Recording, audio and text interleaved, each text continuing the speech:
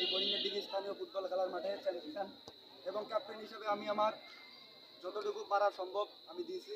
সর্বোচ্চ 2টা গোল করে ম্যান অফ দ্য ম্যাচের ট্রফি নিয়েছি।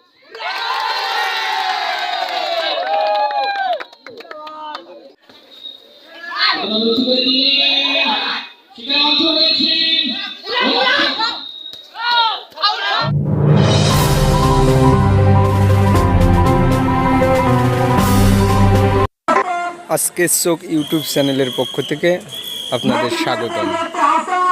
আমরা এই মুহূর্তে আছি লালমনিরহাট সদর উপজেলার 5 নং হারাটি ইউনিয়নের লোহাকুচি হাই স্কুল মাঠে। এই মাঠে আপনারা দেখছেন যে খেলাটি অনুষ্ঠিত হচ্ছে ফড়িংয়ের দিঘি স্পোর্টিং ক্লাব কর্তৃক আয়োজিত ফড়িংয়ের দিঘি ফুটবল টুর্নামেন্ট 2024-এর ফাইনাল খেলা অনুষ্ঠিত হয়েছে। আজকের এই ফাইনাল খেলায় যে দল দুটি অংশগ্রহণ করছে, এক প্রান্ত থেকে ছুটে আসছে সোনার বাংলা ফুটবল একাডেমি এবং অপর প্রান্ত থেকে ছুটে আসছে 7 স্টার ফুটবল একাডেমি। আজ এই ফড়িংয়ের দিঘির ফুটবল টুর্নামেন্টের ফাইনাল খেলার প্রধান অতিথি হিসাবে উপস্থিত আছেন জনাব এ.কে.এম. মমিনুল হক, যুগ্ম সাধারণ সম্পাদক লালমনিরহাট জেলা বিএনপি ও সাবেক উপজেলা পরিষদ চেয়ারম্যান লালমনিরহাট সদর।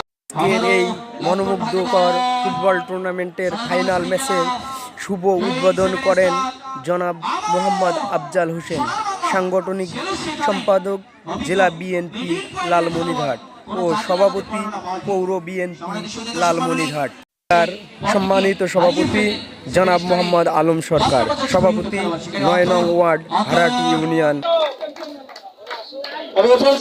চ্যাম্পিয়ন দলের ক্যাপ্টেন এবং খেলোয়াড়দেরকে মঞ্চের সামনে আসে অতিথি মহোদয়গণের কাছ থেকে